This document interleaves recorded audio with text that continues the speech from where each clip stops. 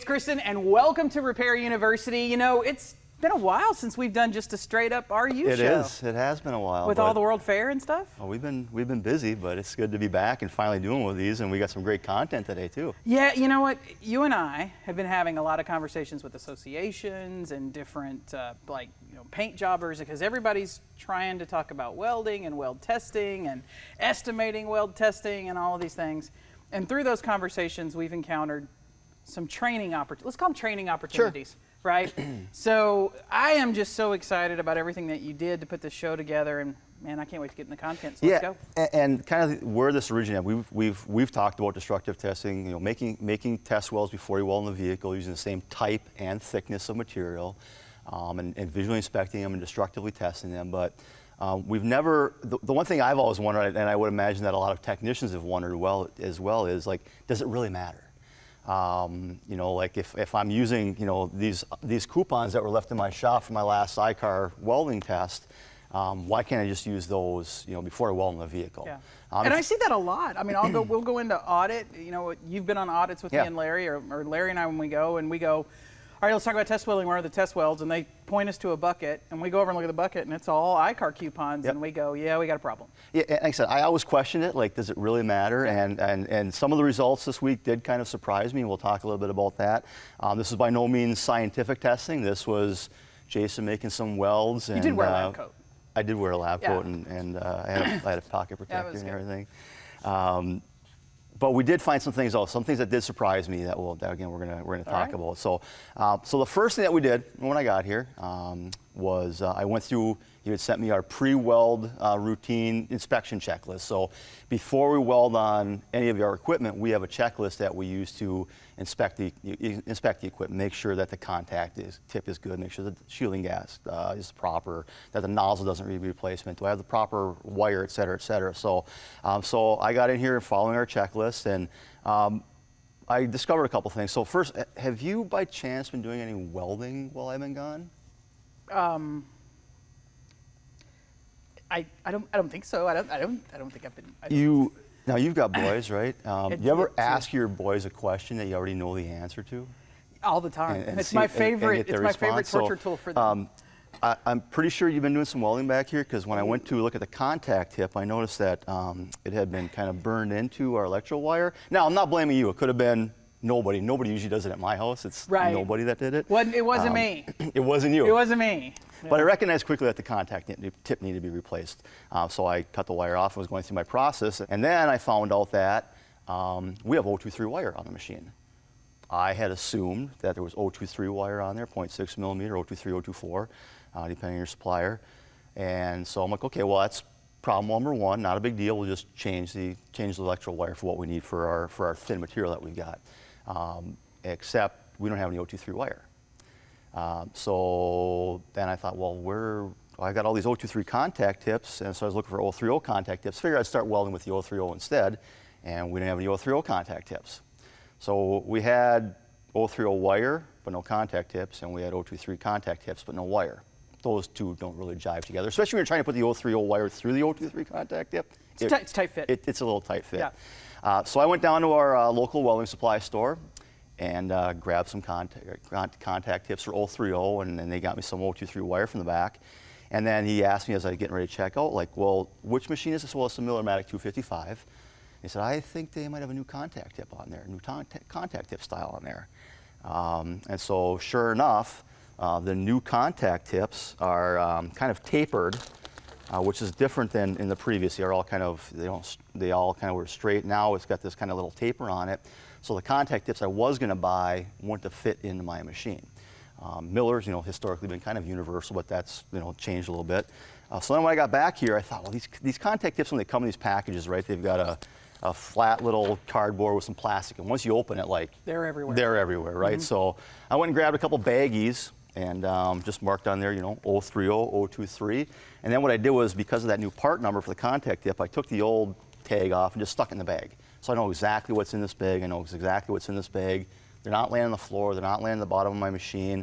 And again, these are $250, $260 a piece.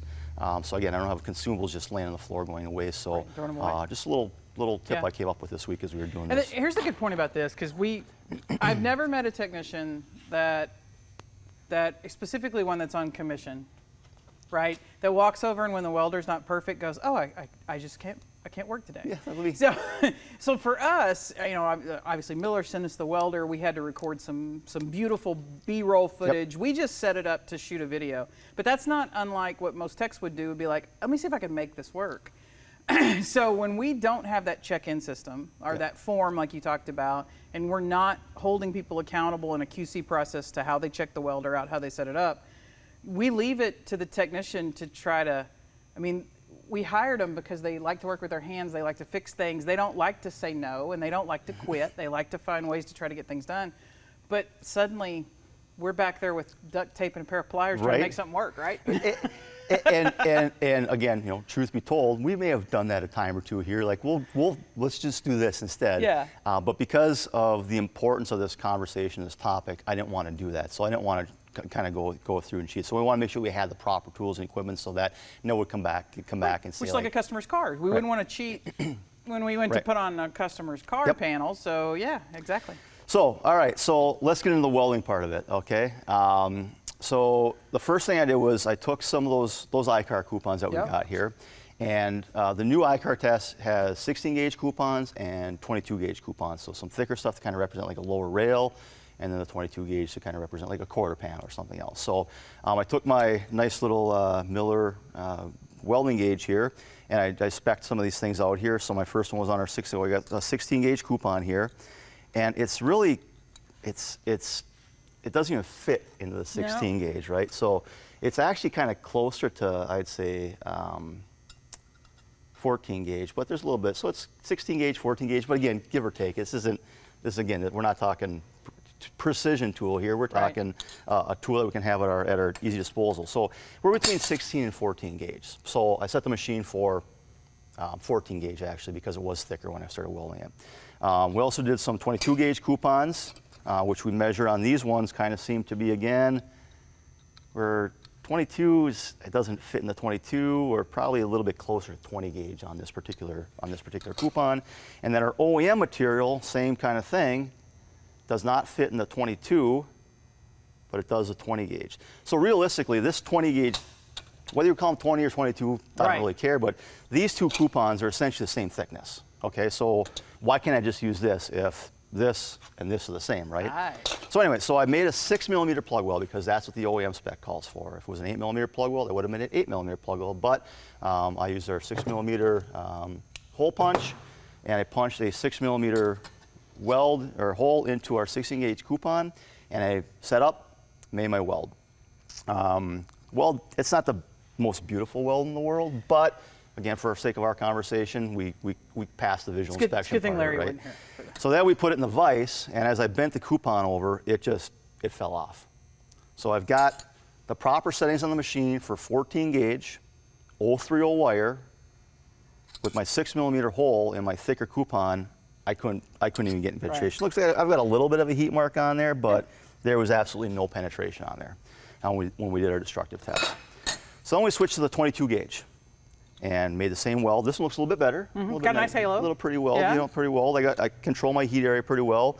Put in here, and I did a twist test, and we're going to talk about a twist test versus a peel test in a little bit. And I got great tear out. I got some great tear out. So I've got good penetration in there. I'm not too hot, so my settings in my mind are like, hey, I'm ready to go on the car now, right? So I walked over to my vehicle, set my coupons up for making my twist test, and when I squeezed the trigger, it blew a hole through there. Again, now certainly there are some variables in technique and everything else, but I tried to replicate my technique each and every time the same way. So despite the fact that I've got 22 gauge mild steel coupons with a 6mm hole that I got fantastic penetration and tear out, I got nothing but penetration on our 22 gauge. And so I was OE so coupons. looking forward to this because online, you know, Jason's the respectful, nice guy. He doesn't ever get on Facebook and get in arguments. Larry and I it's like you play golf. Larry and I argue on Facebook. That's our thing. But we talk about this all the time. Metal isn't metal. Yeah. Thickness doesn't. I don't want to say it doesn't mean anything, but in a lot of cases it doesn't mean anything. Each OE has its own proprietary recipe Sure. for the steels that are on their car, and something that may work on a 20 gauge panel for a Toyota is not going to work on a 20 gauge panel for a Honda. And so this is why that testing becomes so critical. So when you hear us criticize a technician that we talk about, we don't adjust our welder on the customer's car. When we do post-repair inspections, we find, you know, we like to call it the tinsel, the Christmas tree project, where let's say your first 4 or 5 welds are super hot and you're blowing holes and I've got tinsel shooting out the back. And we post those pictures because they are beautiful to see online. But that's what's happening. The technician is going to the car, they're having that scenario happen to them, and then they're trying and then to they're tuning it. Adjust and dial down.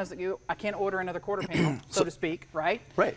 So if this is already on the vehicle, my options are stop, put a new quarter panel on, try to fill this in with some different settings, which is probably what's going to be done more often than not. Technicians probably aren't going to say, hang on a second, let me go get some OE steel and redo all my tests because I made it on the same thickness, so it should be fine. I gotta but get the car to paint. It's not fine. I gotta get it to paint. Exactly. Yeah. You know, so that was kind of my first kind of eye opener on this, that, you know what, even though it's the same thickness, that material type can make a difference. And even when you're talking about, like, you know, you're talking about different types of steel, even if it's a DP600 or an HSLA 320, doesn't mean that HSLA 320 on this vehicle is exactly the same as there may be different steel suppliers, maybe there are all kinds of different things that are way beyond our comprehension, variables that are in there. I think a lot of technicians lose that. They get caught up in the type of steel and the thickness of the steel, and they go, well, metal's metal. Yeah. You know, paint's paint. You know, whatever. And it's not. There is no more steel. I hate to call it. I don't say there's no more steel on anything we touch anymore. It's all some company's proprietary recipe of their special metal that makes it different than so-and-so special metal. And unfortunately, that means we've got to do this every time, every car, every scenario, because we don't know what that special recipe is. Exactly, exactly. And I did make a couple of welds with the 030 wire on a couple other pieces, and I knew it was going to happen, but I'm like, if I'm gonna do this, I'm going to do this, right? So I made an open butt joint, and again, I've got some thicker material here. I believe this is that 16 gauge again. I'm going to get tear out. We're going to destructively test this coupon, but we're going to get tear out of that one probably. And then again, not surprisingly, as soon as I squeeze the trigger with my open butt joint on my OEM material, forget about it. We've got flame shooting out of the back of the weld. We've got the wire coming through there. We got some great video of the wire just kind of coming out there with that hot ball. And as that video, and I know as they edit this, they're going to show that video, but I want people to really envision that pretend that this isn't a test weld that's on my welding stand, because this is what the technicians are actually doing to the live customer cars that are in your shop, right? So that flame and everything you see shooting out, very rarely when I do go to a shop and we're doing, a quarter or a B-pillar, are they actually, taking out the airbags? You know, that's a lot of work, Kristen. I mean, dropping, the headliner out and taking the airbags out and completely removing them from the car and putting them all back in. And as you see that flame, just know, probably, in some cases, even less than an inch away is an airbag. Or some NVH foam, again, if that's up in the sail panel, there might be something that, again, we tried to maybe clean out our immediate area, but further up, and then who knows where that's going to go. And as I was watching that footage, they came and they were showing me the playback of it, and I was just sitting there thinking, and all I could think of was it Fire Marshal Bob or whatever? Bill. Jim Carrey. Yeah. I was just thinking, oh no. Anyway, yeah. So that was problematic. And again, I couldn't have gone any lighter on the trigger on that, and I knew it wasn't going to work. After that one, you were already a little hesitant. Exactly. I was definitely a little bit sheepish. So then what we did was we put that 023 wire in. So we went and got the 023 wire, put that in the machine, got our proper contact tips on there, and again, understanding what we did with 030 wire and a 6mm plug weld hole on our thicker coupons. I suspected we would be in a failure mode, but I want to double check. So this time what I did was I started actually with our thinner material. So I took the stuff that I thought would weld good. I put the settings, again, I measured this one. I think this one's going to measure out right in that 20 gauge area. Yeah, let's call it probably about 20. So there's some coatings on there. So 18 to 20 gauge coupons. So I set the settings for 20 gauge. Made a nice looking little 6mm plug weld, kind of hard to see it on here, but a nice little 6mm plug weld, and I got great tear out with a twist test. which kind of surprised me. And we did some testing on it because for thin material like this, the twist test doesn't always work. The peel test often works better. And again, we'll go through each of those, and maybe we can duplicate it on this one to see if it works or not. But this one actually tore out with the twist test. So then when I went to my iCar coupons and did the same thing, 22 gauge 023 wire. This one you can see I ended up having to do a little peel test on this one. Again, I got some tear out. Now I got less tear out than I did on my OEM coupon, but again, that could have been technique, that could have been speed, there could have been any number of different variables that include that. But again, I got tear out on my 22 gauge. So again, had I practiced on here, I probably would have been okay from a tear out standpoint on here, but again, we may have also blown a hole through it like we did before if we started with our iCar coupons instead. And then, not surprisingly, as soon as we tried bending this over, like our 16 gauge with the 023 wire, snapped immediately, it didn't work. And we made a couple other ones. So we made some fillet welds again with our 023 wire, did some destructive testing on there, and had some overall pretty good results with all that. So I think the gist of this really is that OEM steel is important. You want to make sure that you're replicating what you're going to be doing on the vehicle. And again, that quarter panel, I should be using that quarter panel to test welds for that quarter panel only, and not just, well, I'm going to do it now on the lower rail, or I'm going to do it on this other quarter panel for this other vehicle. That needs to be specific to that make, model year. Now again, I don't know exactly which quarter panel that is. I just kind of grabbed one that we didn't mark that one, but I want to make notes on there, what my settings were. Not necessarily on there, but like have somewhere where I can write down some notes that when I did this weld, this size plug weld, these are my weld settings and where I had my success. And again, now we got that documented in case it comes back and someone says, well, I think you might have done that wrong. Well, now I can kind of chart through that I may have done it right. A nice journal is a good thing to talk about. So let's talk about this actual process, because you had to do a lot, right? Yep. We get asked about this all the time. All three estimating systems say not included. All the OEs tell you need to be doing your practice welds and everything. So a lot of shops don't want to get the OE material because harvesting, that's a problem. Yep. I tell you, I love it when you have a new technician in the shop, because you learned cutting these out, you learned some things. What'd you learn? I learned that I need more practice on it, that haste makes waste. Haste makes waste of time, because again, I had to go back in order to get good fit up on some of those, like the fillet weld and the open butt joint especially. Like I had to do a lot of trimming on that part. So if I can refine that skill, there's some more efficiencies that I can continue to grow down the line. So spending a little bit more time when I'm cutting those out, I think is going to ultimately work better when I'm making that sail panel cut, when I've got a large area that I want that sail panel as straight as possible, if I've got an open butt joint especially, so that I'm not trying to fill in holes that we blow through because we didn't prep it properly. Fit up, take it off, sand, grind. Yeah. Fit up, take it off, grind. Fit up, take it off, grind. Yeah, we don't. That tends to cause a problem. So there's lots to be learned in the harvesting of the OE material. It's not just I won't say a pointless labor process to make the welds, but there's some there. Yep. And then we use some material. We use some material, so a little bit of tape, obviously, but again, the cutoff wheels. I don't know what it's like in Arkansas, but back in Wisconsin, they don't give these away. You have to pay money for these, so there's definitely some cost in there. And again, this was a virgin cutoff wheel when I started, and I went through this one and a decent chunk of another one. So again, I've got 1.5. So I've got materials and consumables in harvesting and getting ready to do my test welds. That would need to be something for estimating. And then, all said and done, how much time did we have in this process?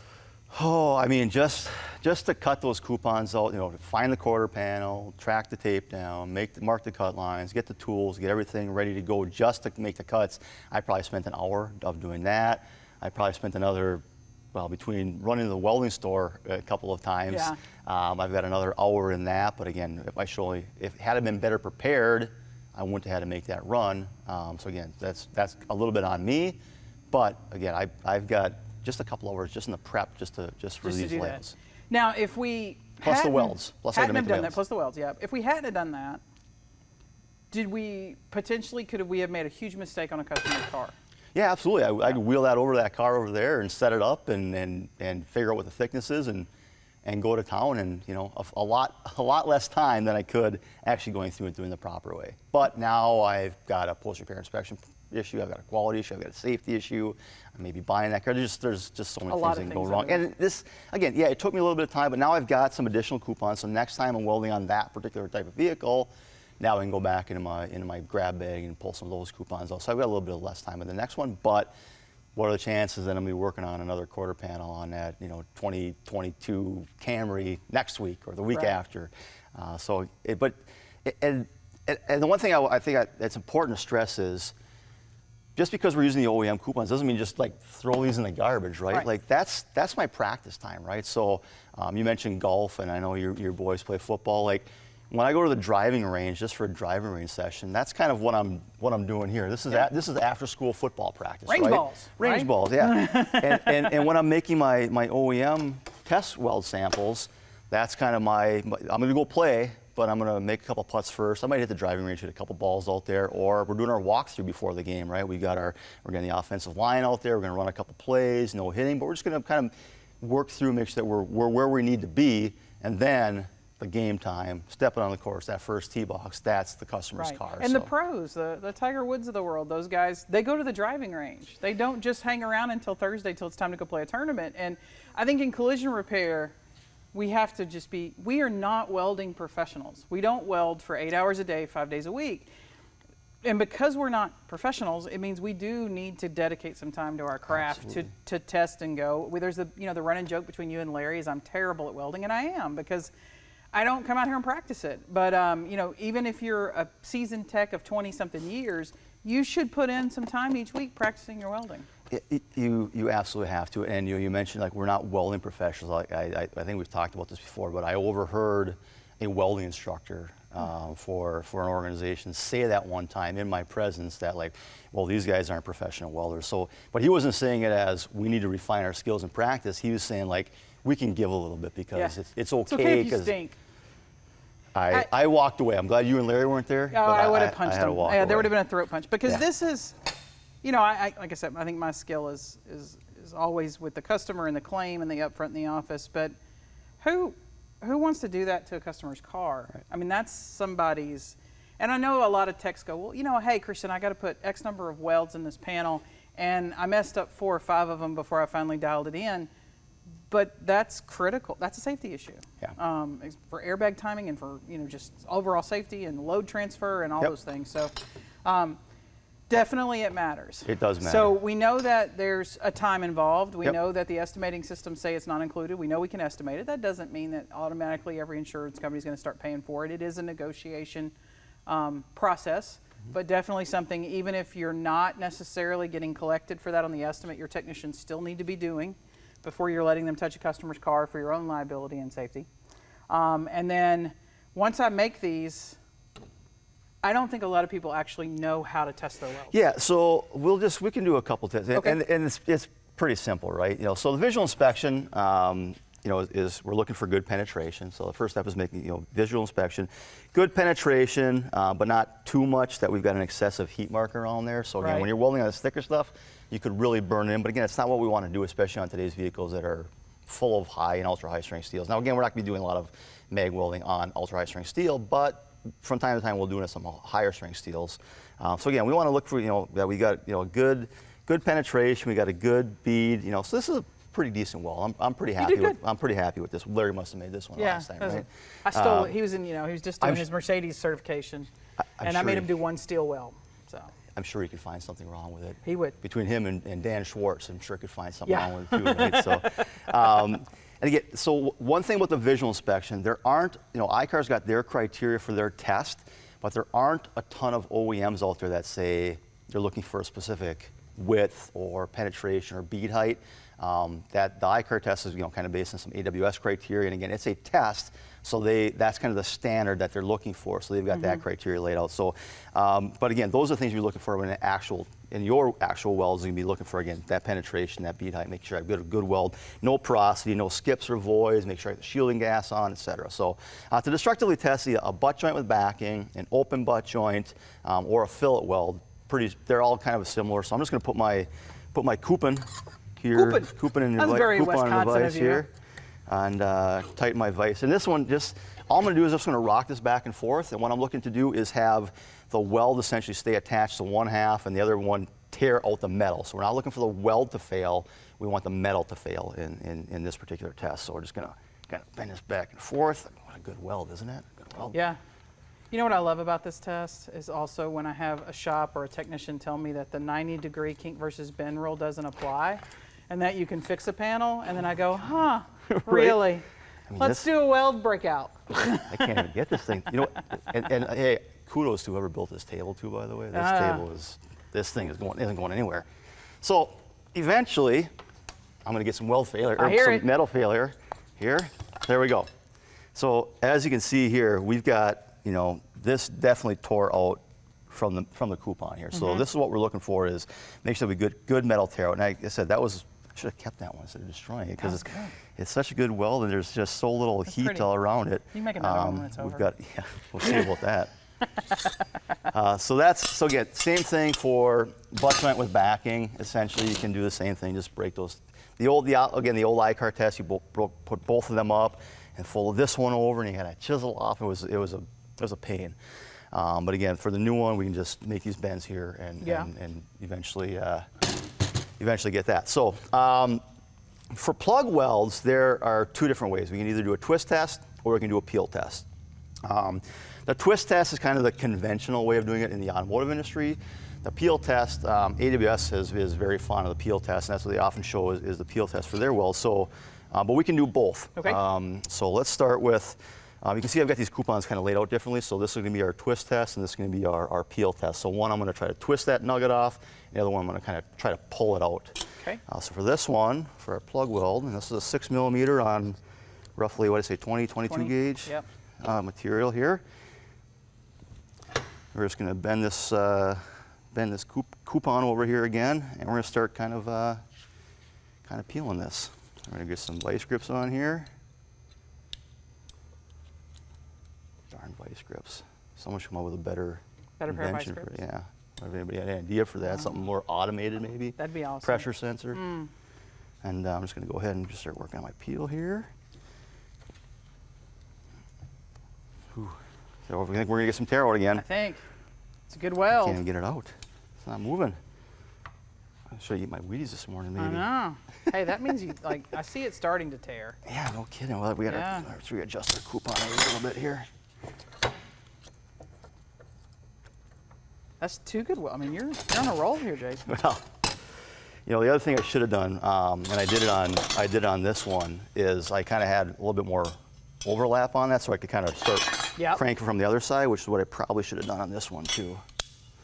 But now it's too late for that, isn't it? Can't put it back. Holy cow! I'm gonna have to maybe. Here, do it this way. Got an idea. Okay.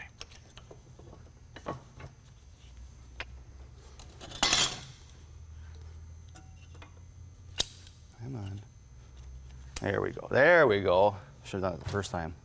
Look at that. Look at that. I'm not going to take it all the way out because we can show how pretty it is. Dude, you're 2 for 2. So there you can go.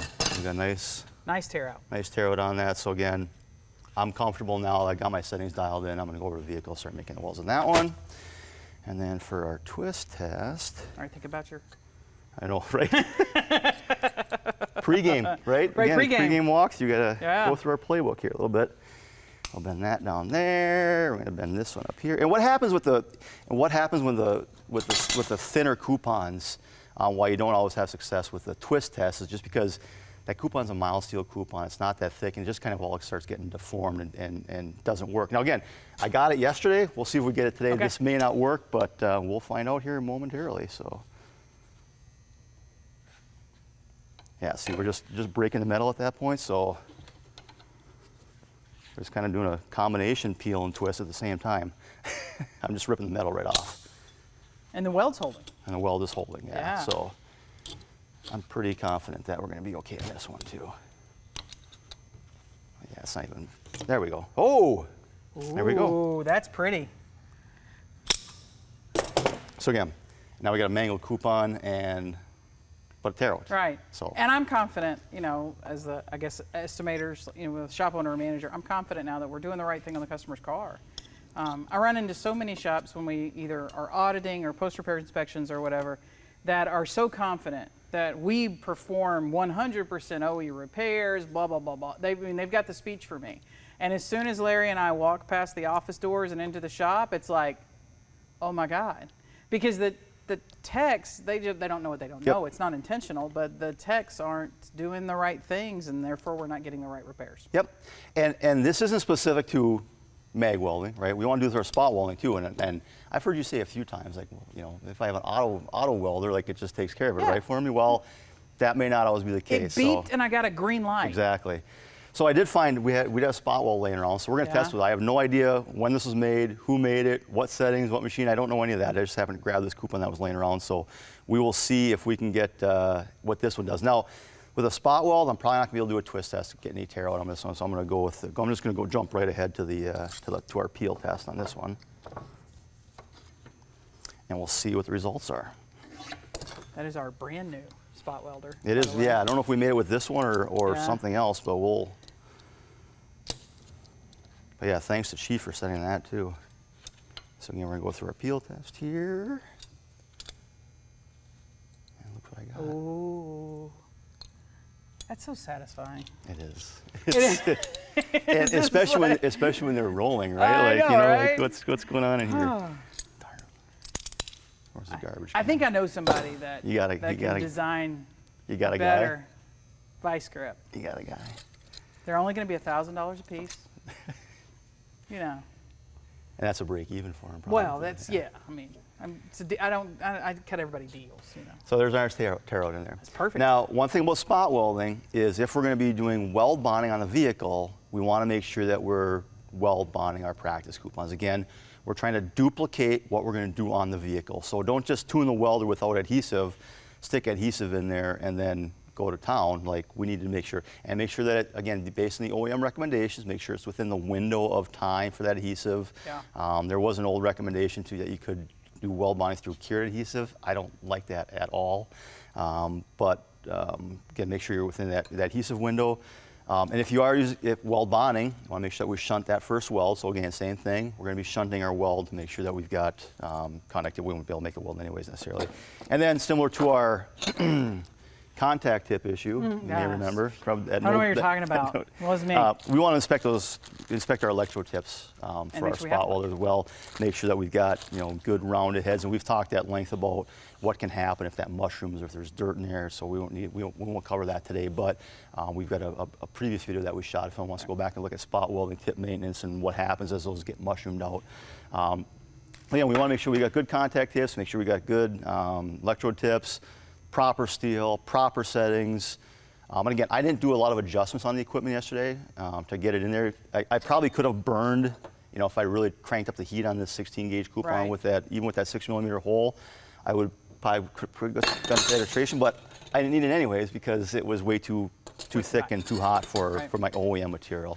And just a point on for the spot welding for the tips, part of that pre-weld checklist that's for every welder, and it's for the frame machine. There's a pre-checklist for everything.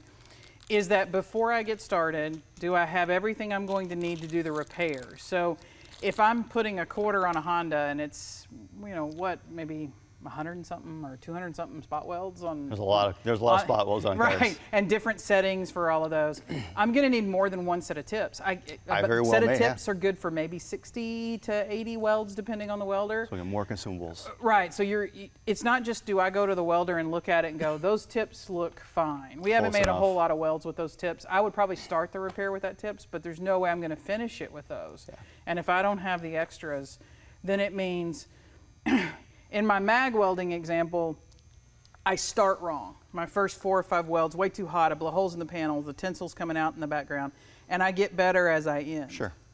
If I don't do my setup process right with spot welding, my first welds are good, but then it gets worse as I go along. Good, yeah. And so it's kind of a reverse of that. And probably a couple of years ago, we were doing an audit, and Mark got in trouble. It wasn't Larry or me for a change. So we still brag about this, and we will forever.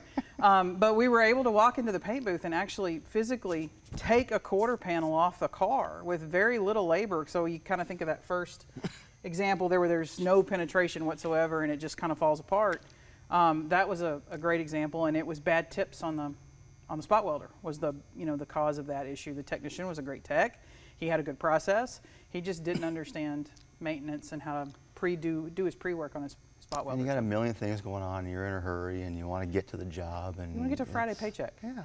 We all do, right? I mean, none of us it. wake up every day and go, I am willing to work for free as long as I do the right thing. Right? Yeah, volunteering is great, but not as a full-time job. Yeah, we all want to make a living, a healthy one, and we want to have the boats and the toys that come with having a good living, and so there's nothing wrong with chasing the dollar. And to that point, like if you don't do this, those toys could get taken away from you very quickly if that car comes back because someone got injured in it. Yeah, and that's a good thing. You want to think about the longevity of that. We have, I know Mark likes to tell shops to keep their test welds. I like you to have them when you're going through the repair process, but when the repair is over, I like to get rid of them. Yeah. I tell every shop, do you really want to hand me a baggie or hand Larry a baggie if we're the ones that have been hired to do the inspection on the car you repaired? You can find something along the way that you could follow. Yeah, you probably want to let me work a little harder. Kind of like a paint company warranty almost, right? Yeah, exactly. Yeah. So, no, Jason, this is a great show. This is exactly, what I know you and I wanted to talk about. We get this all the time. Why can't I do this? Yeah. What's wrong with it? I wasn't sure. I doubted it. Like, is it really going to make that big of a difference? And as soon as I squeezed that trigger on that first plug weld, I'm like, holy beep. I noticed none of y'all ran in to tell me I was right. I know. I get immediate visits when someone comes to tell me I'm wrong about something, but no. Awesome. Where do we go to get more? If I'm a shop owner and I'm worried after watching this, or if I'm a technician and now I'm a little worried and going, is my welding skills, do I know how to do this for each OE, for everything I'm doing? You got anything that can help those shops? Well, we've got our OEM welding validation program that we could certainly hook you up with. Some online training, some basic stuff, but then we go into each OEM that we've got available and talk about what types of welds do they recommend. So again, it's not going to be specific to that vehicle, but when you get within the model lineup, they're pretty close. I don't want to say standard, but they're pretty tight. And where do I find the information? Am I making a 6mm plug weld? Open butt joint versus a butt joint with backing versus a lap joint. Those are questions that we run into all the time. Like, what does this OEM recommend? So we talk you through, kind of where to find that information, how to interpret symbols, how to go through all that. Because the key with that is, and I just ran into this, and in fact, Larry and I are going to teach an advanced estimating class because of this.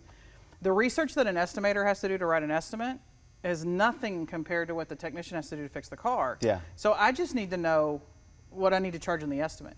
But as a technician, to get the welding information, you may have to go to like 4 different places. Yeah, absolutely. Within the OE repair, that me as an estimator, I'm never going into those sections. Yeah. I don't need to know them. Yeah, and we're going to do a future show on welding symbols, because that's another thing that when OEMs do have a welding symbol, some will just say make this type of weld, but a lot of times they have welding symbols and they get confusing from time to time. We're going to do another show on that another day. Yeah. But we were finding out that we would meet with these technicians and they didn't know what they didn't know.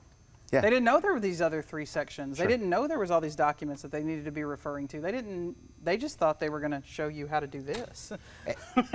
and that we run into that all the time. So people will use like a general document that says, when welding do this, and then they go in the procedure and it says something slightly different. Well, what do I do in that situation? Well, follow the procedure. This is a general guideline, kind of like here holistically is how we typically approach this particular subject, but on this vehicle, make this weld in this location. It's a little bit more specific, but it can be confusing as a technician if you don't know that. Or again, we know that because we talk to the OEMs, right?